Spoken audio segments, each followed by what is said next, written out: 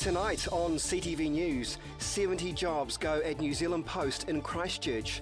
But are there more to come? Big decisions on a busy Riccarton corner that could really help the city's traffic woes. And a cute surprise for a Canterbury resident. Broadcasting across Canterbury. From the CTV studio, this is First at 5. Good evening, welcome to CTV News, streaming live every night at ctv.co.nz. And we begin tonight with job cuts. Yes, the union says it is disappointed by New Zealand Post's decision to end 70 Christchurch jobs. The jobs at the city's call centre are being moved to Auckland, but the union says nearly half of these jobs will be lost as the company tries to centralise its services. It's concerned more distribution centres will also close and further redundancies are expected. Well, Riccarton Road's been given the green light, quite literally. An intersection at the city's busiest road will get traffic lights, and it's all about reducing congestion. Here's Jared McCulloch. Plans to get Riccarton moving have taken another leap forward today. Councillors on the Infrastructure, Transport and Environment Committee at the Christchurch City Council have all voted unanimously for changes to take place on the South Island's busiest road. The committee received over 220 responses to the proposed changes on Riccarton Road, which will see a roading transformation for buses and cyclists to ease congestion. Two designs went out for public consultation through April and May this year, with plans to redevelop the roading layout from Deans Ave down to Riccarton Road and Matapo Street. But Environment Canterbury's chairwoman says priority bus lanes are crucial for Christchurch's busiest stretch of road. We all know this corridor suffers from considerable peak congestion, which will worsen over time. We believe these proposals will help improve the reliability of bus services. At the moment, buses can suffer delays of half an hour travelling along Riccarton Road. Around 800 buses travel down Riccarton Road every day, with more than 3,000 residents jumping on board. That's a rise of 7% over the last year. And the designs, option A seeing a more pedestrian-friendly layout and the other providing more off-street parking. However, a Christchurch resident says speeding up the congestion on the stretch of road is not the problem and believes more buses are needed to help ease congestion as well. The buses don't come regularly enough. Taking 1 or 2 minutes off the bus journey down Riccarton Road doesn't really help you if you've just missed the last bus and it's 29 minutes until the next one. It doesn't make it competitive with private transport.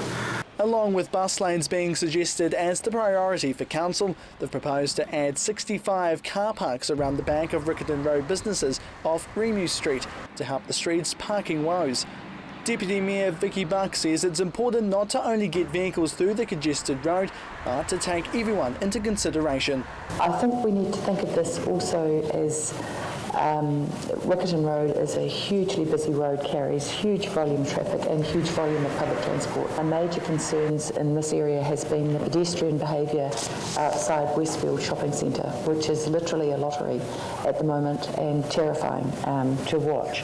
With the vote being unanimous by the committee, it will now make its way to a full council meeting for discussion in the next few weeks. If the proposal goes through, traffic lights will replace the roundabout at Deans Ave intersection entering into Riccarton Road, with the first stage of redevelopment likely to take place at the start of next year. Jared McCulloch, CTV News. To the tragedy in Waimate now, and the community has jumped to the aid of the 3 siblings who survived yesterday's fire in Waimate. Thousands of dollars have been donated so far to support the family. More than $6,000 has been donated in just over a day, following the deaths of 3 family members in a fire in Waimate yesterday. 12-year-old Mamata, 16-year-old Manisha and 23-year-old Tulsa were the only members of the Carfull family to escape the blaze at their restaurant and home just before 8 a.m. yesterday. Father Taj, Mother Tika and their young son Pram died in the fire in what authorities are saying was likely a tragic accident. The family, originally from Nepal, moved to Waimate 18 months ago after their business was destroyed in the Christchurch earthquakes. Waimate Mayor Craig Rowley launched a donation appeal for the family yesterday and hopes that community generosity will continue to support the family. Donations can be made to the Everest Merrill Support Fund through the Waimate ANZ. And still to come here on your local news service, Littleton Port pays for the death of one of its workers.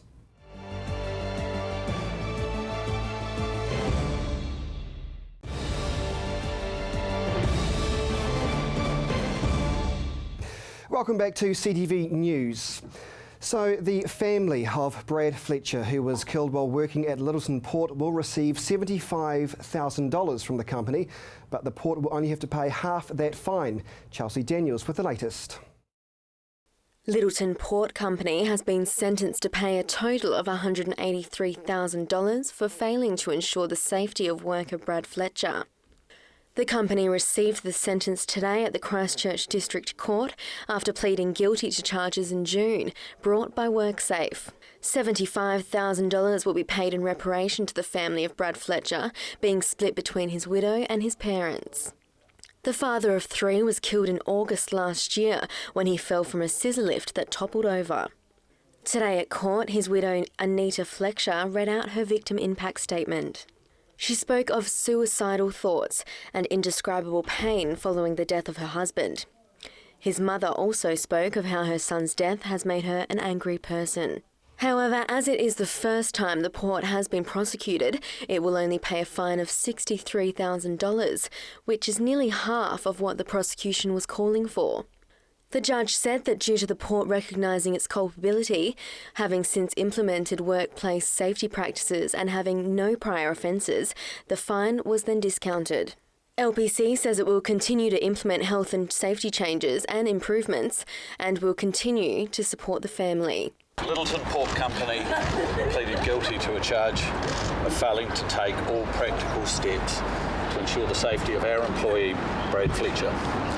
We are responsible for what happened to Brad and the circumstances that led to his tragic death. On behalf of the company, I sincerely apologise to Brad's wife, his children and his parents.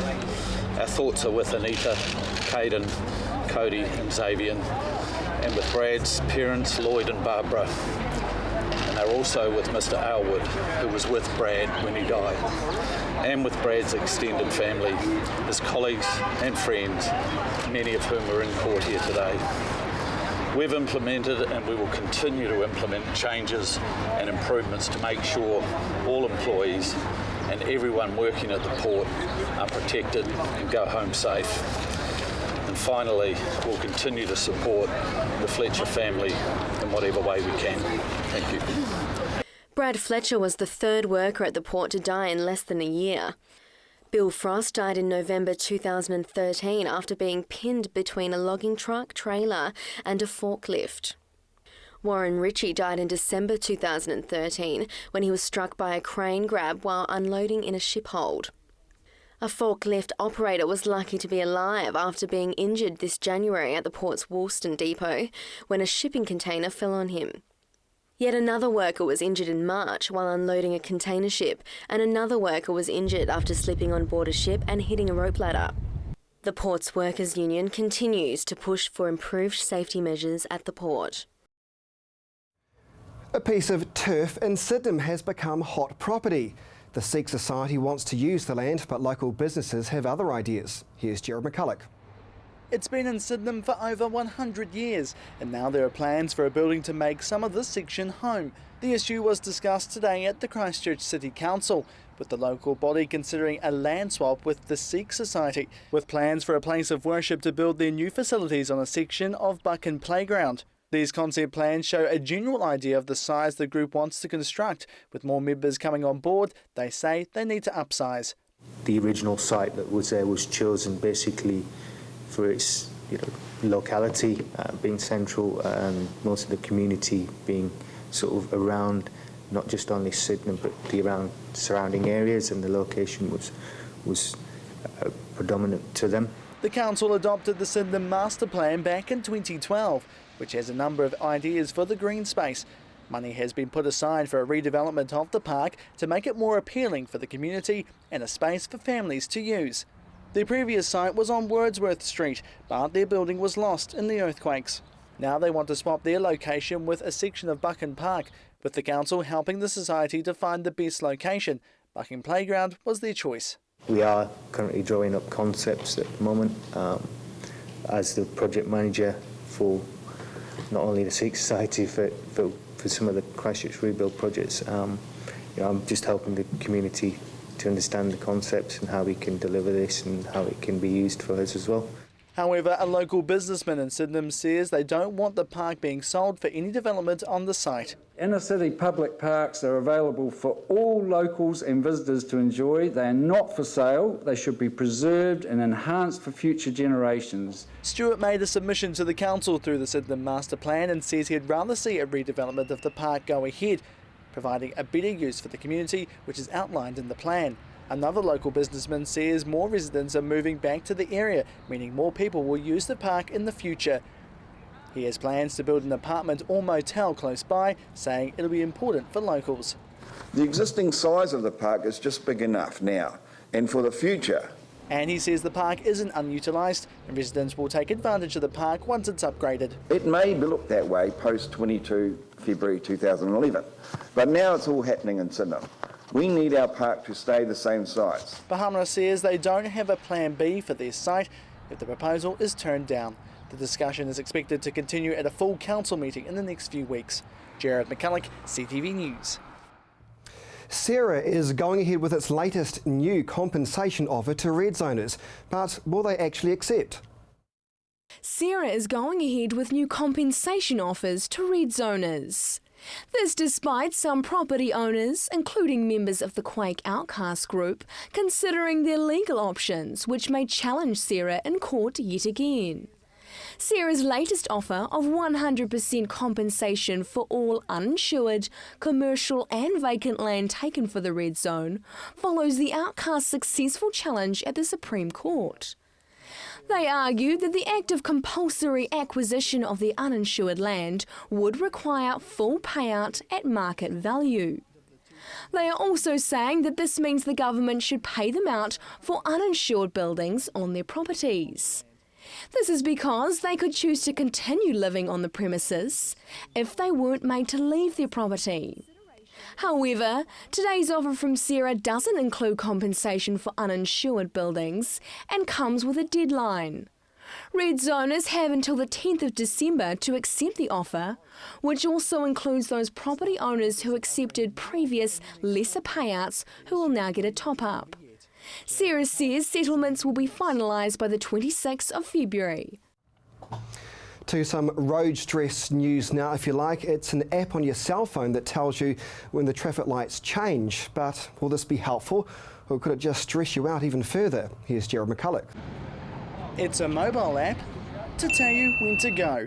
Christchurch is the first city in New Zealand to trial this unique smartphone application. The software was constructed in the United States, and the manager of the city's Transport Operations Centre says it's designed to help drivers concentrate on the road. So the app gives you an indication of how much longer it is until the traffic signals turn green, and it also gives you an audible warning a few seconds before they turn green. So it's basically a heads up as to how much longer you're going to be waiting in a queue and when you're due to start leaving. The Transport Centre monitors driver behaviour through multiple cameras around the city and have noticed motorists not focusing on the roads, especially around traffic lights. Now they've been putting this latest piece of technology to the test to see if it'll improve driver awareness. As a result of that, we can see that there is a portion of the travellers out there who are not alert when the traffic signals are turning green, and so therefore take a moment to put the vehicle back into gear or to for whatever reason. The opportunity we're looking to make use of is having travellers alert and aware and making best use of the system in the way in which it's set up, and they're in decreased congestion in the city.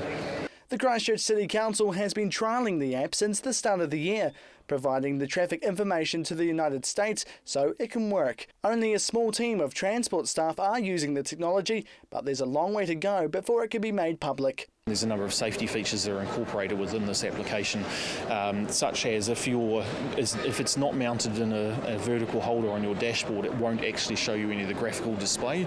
It's purely audio.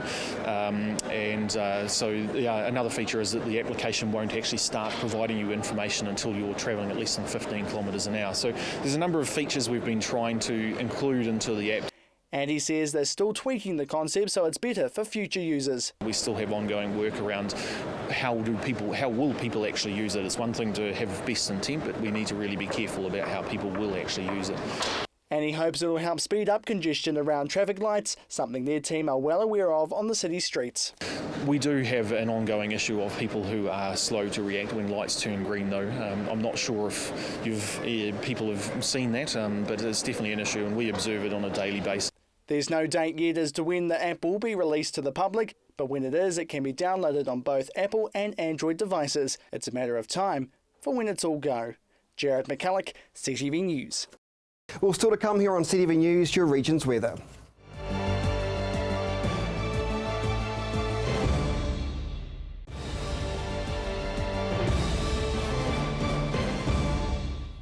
Welcome back to CTV News, streaming live every night at ctv.co.nz. It's been given the green light, the go-ahead, but will the new skate park in Sumner actually be built?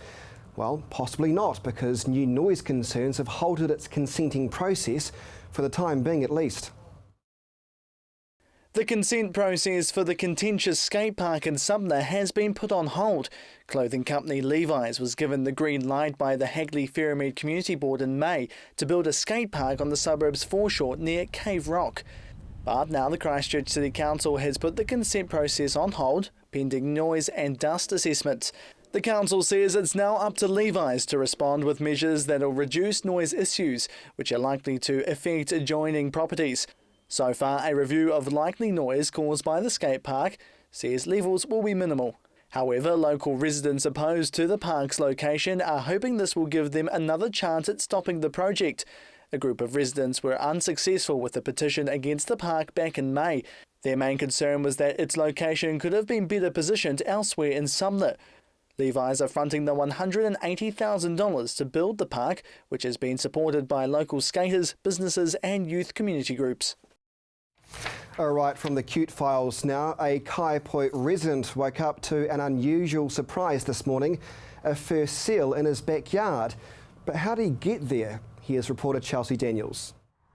A resident of Kaiapoi got an unexpected visitor this morning when a rogue seal turned up in his backyard. It was just sitting up against the rock. It was so very cold this morning and it was a very, very high tide, so that could have attracted it too. And it seems like it's not such a common occurrence.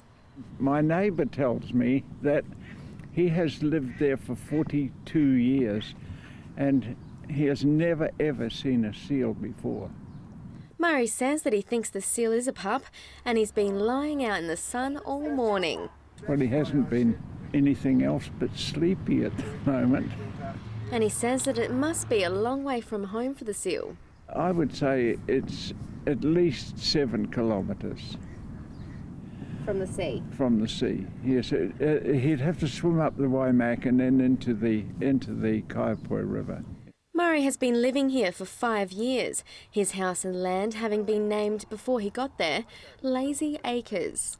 The name was given to it before I arrived there, Lazy Acres. Well, this young seal pup here is having a bit of a rest after making its way down Kaiapoi River, having a bit of a lazy morning at Lazy Acres. Fitting. Usually it's best to stay away from a wandering seal, but this little guy didn't seem too fazed by our company and just wanted to get on with sleeping. There has been increased sightings of seal pups beaching themselves for a beach bask over the last few months. Although the Department of Conservation says it's not unusual to see the pups on shore from time to time, there have been more cases of seals making their way further afield onto people's beachfront properties. Seals have come ashore into the estuary areas of Red Cliffs, but not as far as today's visitor into inland Kaiapoi. It is advised if a seal is seen to leave it in peace and keep dogs away. Most of the time, a seal will be taking a land snooze before heading back into the water. If they do come into properties and their safety or return journey to the sea is at risk, people are advised to contact the Department of Conservation or local council. Oh, we've given it a name, Larry, yes. Larry the lazy seal. Larry the lazy seal, yes, that's it. Well, let's hope Larry has a safe journey home. Chelsea Daniels, CTV News. I don't think Larry is going anywhere anytime soon. Well, time now for the region's weather.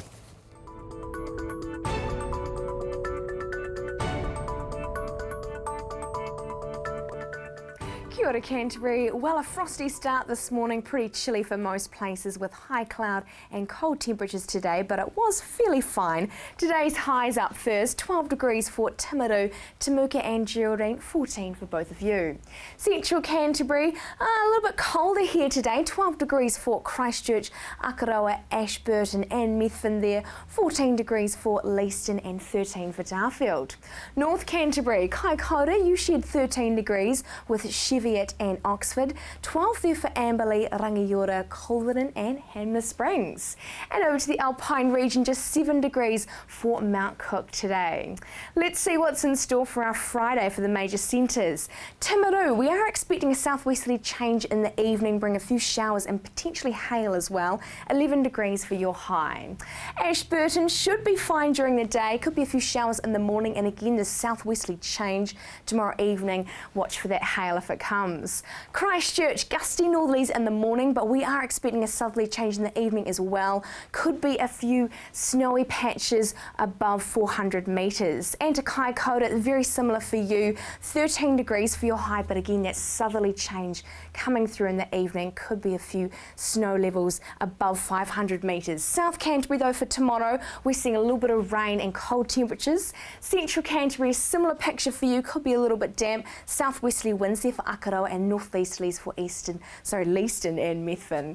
Moving further north, we're seeing that rain again could be a bit soggy for most places. Westerly winds for the top here and also westerlies for Rangiora there. Northeasterlies for Amberley on 14 degrees. And over to the mountain ranges, very snowy and cold here, 1 degree for Arthur's Pass. Watch out for that snow.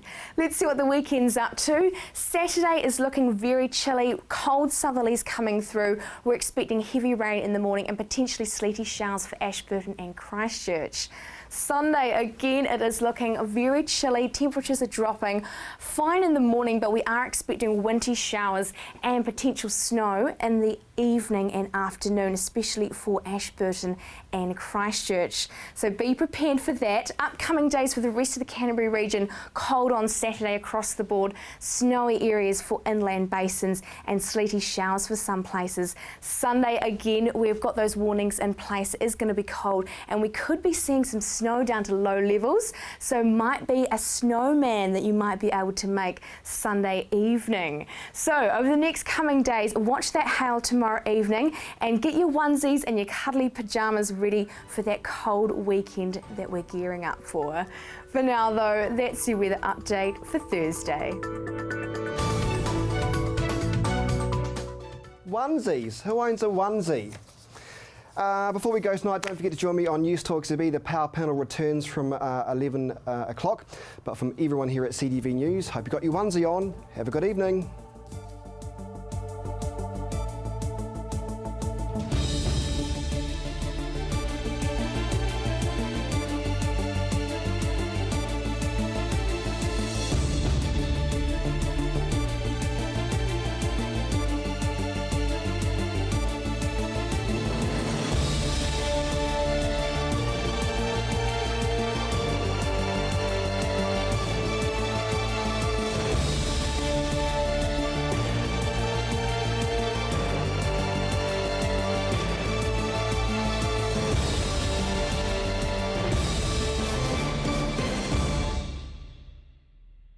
Supporting local content so you can see more of New Zealand on air.